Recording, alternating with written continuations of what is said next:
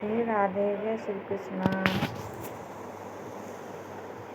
सभी को एकादशी की हार्दिक शुभकामनाएं। आप सभी को बहुत बहुत मुबारक हो एकादशी की व्रत कथा। पंचांग के अनुसार एकादशी का व्रत हर सनातनी को करना चाहिए।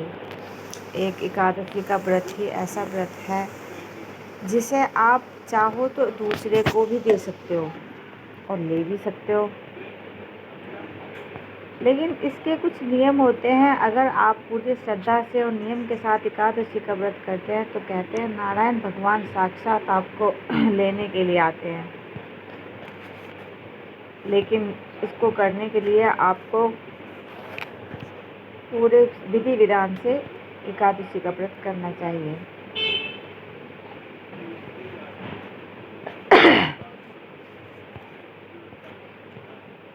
अश्विन माह के शुक्ल पक्ष में एकादशी तिथि को भगवान विष्णु और माँ लक्ष्मी की कृपा प्राप्त करने के लिए शुभ मानी जाती है। इस तिथि पर पापकुंसा एकादशी व्रत किया जा रहा है। धार्मिक मान्यता के अनुसार इस दिन विधि पूर्वक पूजा और व्रत करने से साधक को जीवन में सभी सुखों की प्राप्ति होती है और दुखों से छुटकारा मिलता है। पौराणिक कथा के अनुसार प्राचीन समय में विंध्य पर्वत पर एक बहेलिया रहता था।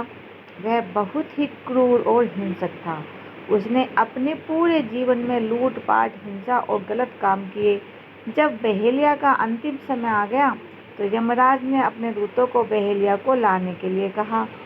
यमदूत ने बहेलिया को बताया कि उसका कल धरती पर अंतिम दिन है।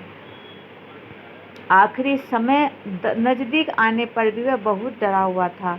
उसने अपने बुरे कर्मों का अनुमान लगाया कि अंतिम सांस के बाद उसे बुरे कर्मों की सजा भुगतनी पड़ेगी। बहेलिया को परेशान देख अंगिर ऋषि को उस पर दया आ गई। उसने अंगिर ऋषि को कहा कि बहेलिया होने की वजह से मैंने अपने जीवन के दौरान कई पशु पक्षियां मारने पड़े। इसी वजह से मेरे द्वारा बहुत पाप हुए हैं।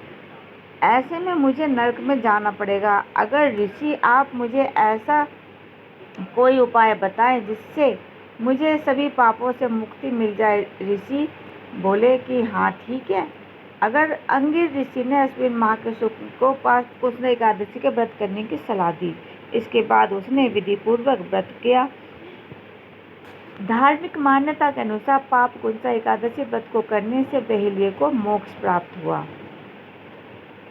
इसलिए इस व्रत को हम सबको करना चाहिए और यही हमारा धर्म और यही हमारा शास्त्र हमें बताते हैं कि हर सनातनी को एकादशी का व्रत जरूर रखना चाहिए। एक एकादशी का व्रत ऐसा होता है कि आप चाहो तो अपनी मर्जी से किसी को दान दे सकते हो और ले भी सकते हो। और कहते हैं जो पूरे विधि विधान से एकादशी का व्रत करता है साक्षात नारायण भगवान उसको लेने आते हैं, यमराज लेने नहीं आता।